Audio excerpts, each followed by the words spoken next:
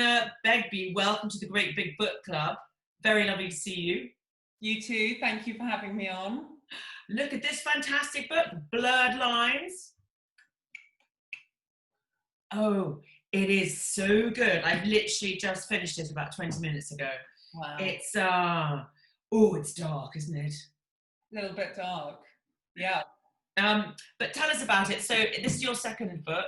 The first one you wrote was The Mother, which did extremely well. And this one is sort of about Becky, who works in the film business. If you tell me a bit more about her. That's right. Should I just read the back of the... Oh, do if you would to, yeah. So I always slightly think my publisher talks about my books better than I do. But it's the back of the book is when Becky accidentally sees her boss with a woman who isn't his wife, she's horrified but keeps her counsel. She owes Matthew so much for all she's done for her career. But when the same woman accuses him of rape and asks for the witness to come forward, Becky is trapped in her lie. Was what she saw rape, or is this a young actress looking to get ahead, and can Becky separate her own traumatic past from the present? As Becky attempts to untangle these blurred lines, she must risk everything to find the truth. Oh, and she does actually risk everything to find the truth. It's a fantastic book. It's basically, it's got lots of great characters in it. One is obviously the charismatic, if sexually predatory Matthew, who, I can't think where you got your inspiration from for him. For Matthew? Well, mostly from my imagination, but probably from a lifetime of, some relatives, some co-workers, it's a combination, I think, and it's a sort of amalgamation of people to form this quite very confident, powerful, I wanted to kind of conjure the type of man who's incredibly persuasive, whose kind of confidence and background and breeding leads to this sense that almost whatever he says can be believed by anybody, because this kind of issue of confidence and how you deliver something seems to me to be such a big part of the issues surrounding it, the whole issue of Me Too, and how, that confidence really. So in my mind, he was a kind of catch-all for that. He was a vessel for how you present yourself and the extent to which you're believed. Yeah, he's sort of like the CEO of the patriarchy, isn't he? Yeah. He's very glamorous, quite exciting. He's got a very, very swanky old house in Notting Hill. There's a brilliant party which you described so fantastically with watermelon martinis, and it's a really, really, really beautiful party. So, but Becky is his sort of assistant, effectively. Yeah. And then he gives her a big break. She gets very drunk at said party, and pitches this film, The Medea, with the retelling of the Medea. Yeah. And so she's forever slightly in his debt, I presume. Yeah, I think so right at the beginning of the book, you don't know anything about her background. You simply meet her in her job as a film production assistant, and you get these kind of snippets of her pitching the film. But really, this is the moment that it's her big break. And what I wanted to do in that first chapter was juxtapose this big break and put it right next door to a moment where you could potentially lose all of that. And then the rest of the book is really about that kind of building that background, building a really quite a dense and complicated picture of not just that big break that she stands to lose, but quite a lot else. So it was kind of constructed to build that stuff very gradually as the stakes for that main plot got higher, then so did her emotional stakes, if that makes sense. Yeah. No, absolutely, it does. And it's very interesting, the sort of it's all set in the world of film, which I presume you're an old agent, aren't you?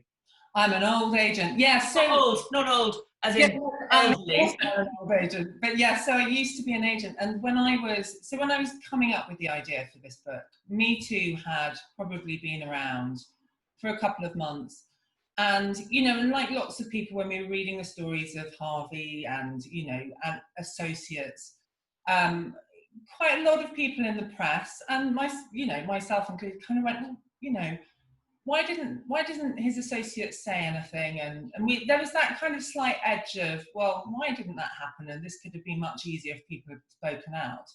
And then around that time, I read an article about Rose McGowan's, an early agent or manager of Rose McGowan's, who kind of been implicated in those early, in those early accusations. And Rose had said, you let me down. You didn't say anything. And I think around that time, that agent then had gone on to get a job with Harvey.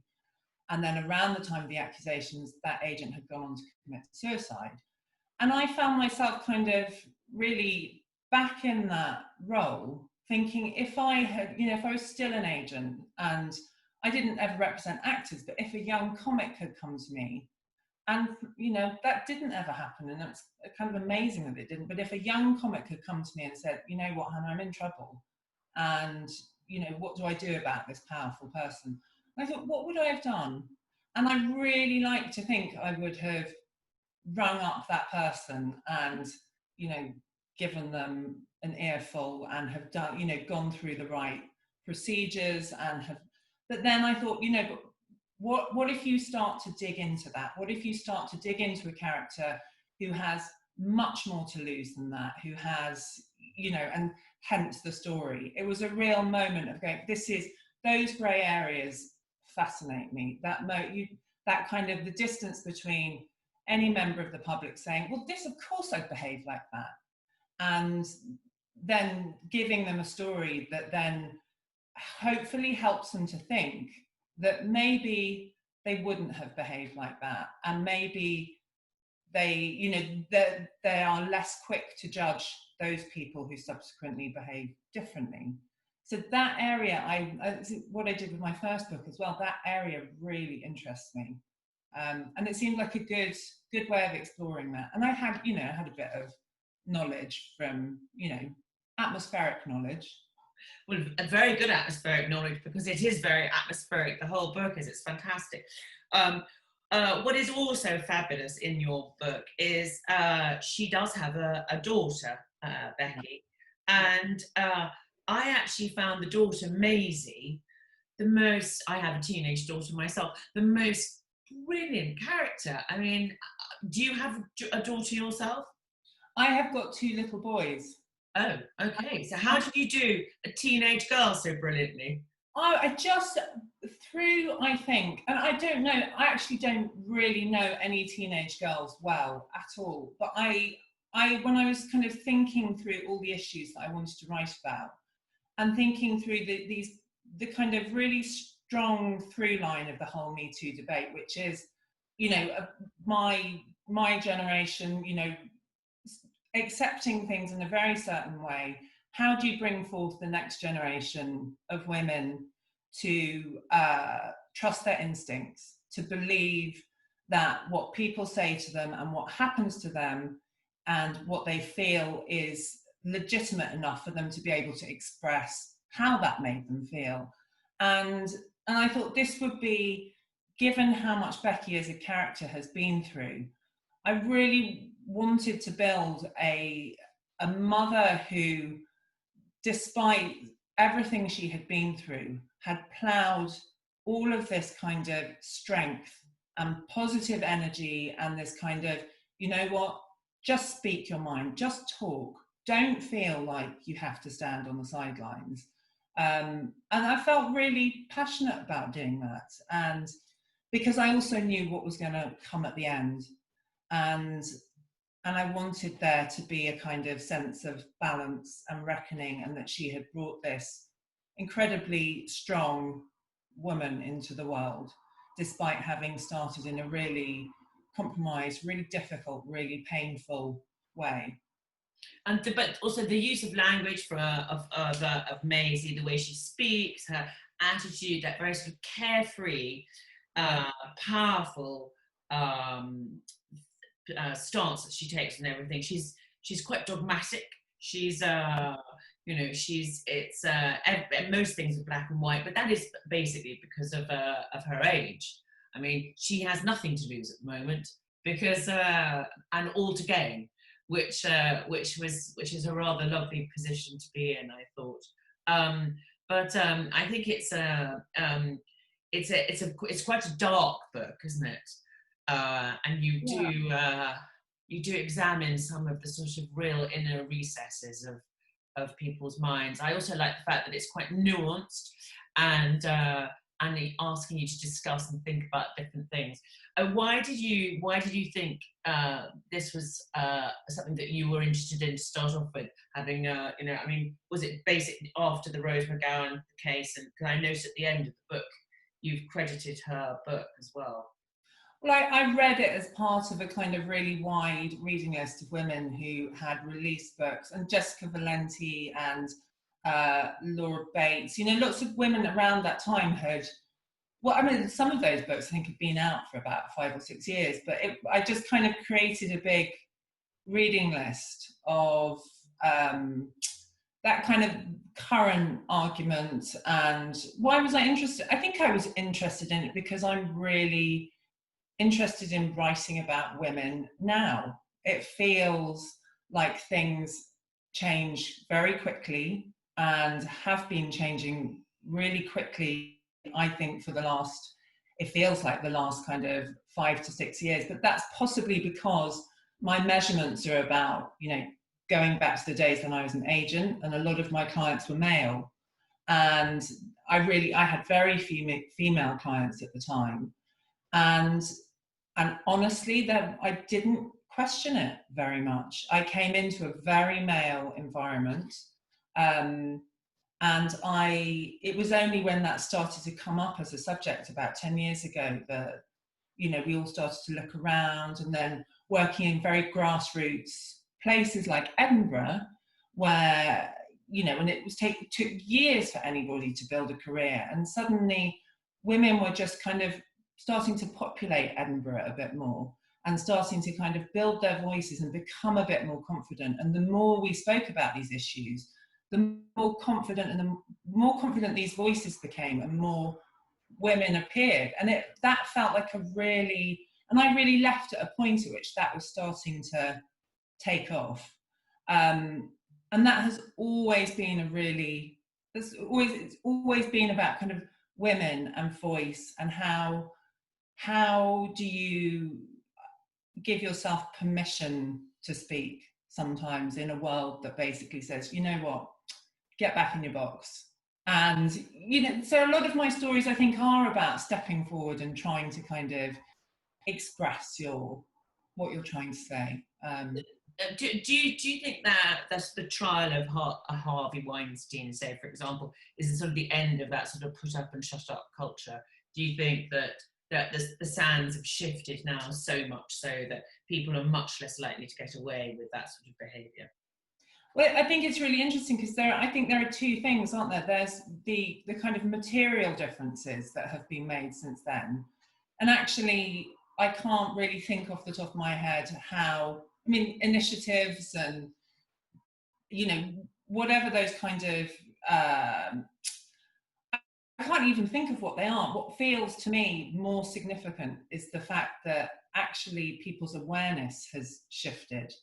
And even in smaller domestic settings, wider workplaces, I think people just feel much more aware of each other and much more aware of what those boundaries are. And that feels, if nothing else happens, that feels like a really, really significant cultural shift, which I don't think would have happened without the point at which Harvey's case came to the fore. And I think, one of the huge kind of driving forces behind that book for me was just that very strong culture of the individual. And, if you're in a position where you can choose to either look after your own interests or be the one to step forward and say something, and in doing so, risk everything that you have, but to break open an entire culture for an entire generation of women, what do you do? And that was kind of the balancing blocks of the entire book, because that decision, in order to be worthwhile, it's always a hard decision. And it was, you know, remarkable that, you know, for all of the nuance of Rose McGowan coming forward and that whole kind of gang of women stepping forward, the bravery that it must have taken to step forward and say, but this is what happened to me, and to risk shame and to risk people saying, no, frankly, you're wrong, because it you know, was, and to a large extent still is, a culture of back in your box, we don't believe you, even though do you know what I mean? That is a fascinating thing to write about. What also is interesting in your book is how the media sort of whirl around the subject, and the idea that you're being accused of a liar, or that your world is eviscerated so quickly. I mean, did you do a lot of research into that, or were you just an avid reader of tabloids and things? I actually don't read the tabloids very much, but I was.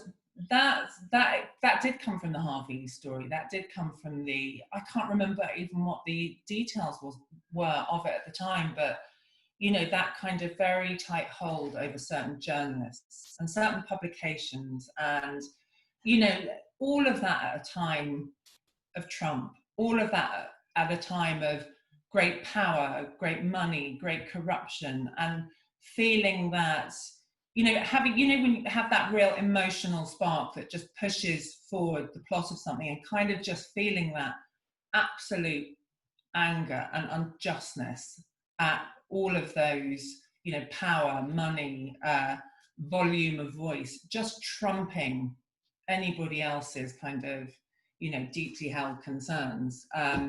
So I think that was very much, that was research into kind of Harvey and whoever his kind of, you know, KGB style, whatever that his KGB commandos were. Yeah, but also the idea that they could guarantee a sort of hagiography of an article, they could guarantee incredibly good reviews. You know, they would always have a cover of every magazine. I mean, it was a very powerful organisation. Yeah, absolutely. And I think, you know, it slightly does come back to the days when I was an agent. I was always a little bit, I never really believed any of that stuff happened. I think I came to it with a very kind of quite childish sort of, you know what, everyone plays a straight bat, and why wouldn't you play a straight bat? And if you play a straight bat, everyone else around you will as well. And the times where that didn't happen, I mean, the childish disappointment that I would feel, you know, I was really ill-suited to it in many ways. And but I think I kind of slightly held on to that, and then, you know, poured it into the later career. So how did you decide to write novels then? Because if you had a proper career as an agent, I mean, that's quite a big thing to give up for the nebulous career of writing. Well, I think it was a kind of two-pronged thing. I loved being an agent. It was so fun. I had amazing clients. I found it very stressful being in between producers and clients. I found it very stressful not being able to solve problems in the way that there was a kind of that weird combination of, you know, you think you can control a situation, actually you have no control at all. And I used to slightly kind of wrest back this control by tapping away on a tiny computer on the way to work in the morning, and started to kind of play around with it a bit. And then basically events kind of conspired, and my youngest child became unwell, and it became that kind of, where do you put your energy? And I decided to just put my energy, you know, with the family and with writing, and to see if I could ultimately control a different world, which was the writing. And that's where the first book came from. So it's basically out of control issues that you became a writer. I think it is control issues, and you know, and it's that also, it's a very, again, that really childish inclination that, you know, I used to spend a lot of time as a child just writing scenes in my head, you know, just kind of going off into that place, writing scenes, populating it with people I knew, and I think it was just that, it was coming, it was all of that stuff. I think it was always going to happen, but it was a question. Did you do some sort of writing course as well after? Yeah, I did. Because I went from this, you know, populated world of agenting, surrounded by people, knowing, you know, I knew exactly who I was because I was reflected in the, you know, reflected in the mirror of clients and producers. And then I went from, you know, the phone ringing 40 times a day to sitting in this newly painted office at the top of the house in absolute silence. And I nearly went mad. And I thought, I have got to find a community of people who kind of understand what it is to write a book. And I had my husband a screenwriter, and he was downstairs. But of course, he's a very, you know, he was on the phone the whole time, and he was, you know, very collaborative way of working. And so I joined this course mostly to find a gang of people that I could just throw ideas around with and start to build things through. And it was amazing. It was a really, really happy time. It was a brilliant way of saying, God, does this sound really crazy? Or, you know, that was just wonderful. So which course was it? It was City University Novel Studio, and it was evenings. It was when my children were tiny, and I used to escape bed and bath 2 nights a week to go and do this course. It's worth it just for that, frankly. It was. It was really good. It was really good. And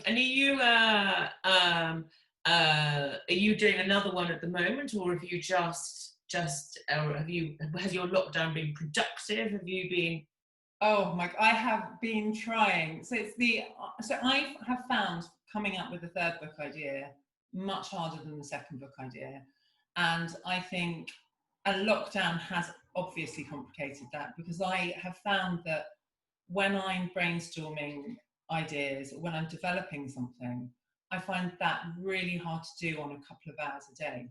You know, Betty, if I'm sitting down and writing a draft, you know, you sit down, and I don't know if you find the same thing, you know, you sit down and you've got your writing to do, and you've got your word count, and you know what the beginning and the end of that task is. But the business of kind of developing that idea and then, you know, reminding yourself of it the next day, I've found that really challenging. And you've had very little mental space because you've got 2 children, so yes. And you're mostly making lunch. Mostly making lunch, emptying dishwashers, and you know, and a husband who's tapping away upstairs. So it's been crazy. It has been crazy. But I'm nearly there, and this book I really want to have some humour in there. I'm absolutely dying to write something that has more, because as you say, this is a dark book. But it's also incredibly sparsely written as well. I mean, all the sentences are really short. I'm just mulling it over just now, thinking, my God, it's almost like little arrows. Everything is a sort of little dagger, each sentence. So yeah, I'd be interested if you think comedy would be fun to do. I'm kind of feeling that need to, you know, get kind of, I can kind of feel the voice is up here, but I just need more than an hour to sit down and grab hold of it. And I've got my premise, which is, you know, still has a lot of the kind of ethical questions.